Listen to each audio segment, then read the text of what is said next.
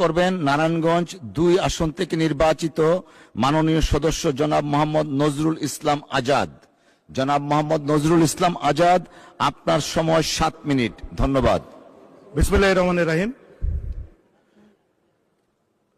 মাননীয় স্পিকার, আপনাকে অনেক ধন্যবাদ প্রথমবারের মতো মহান সংসদে আমাকে কথা বলার সুযোগ করে দেওয়ার জন্য। পরম করুণাময় আল্লাহ পাকের নিকট হাজার হাজার শুকরিয়া জানাচ্ছি। সদ্য স্বাধীনতার মাস বিদায় নিল।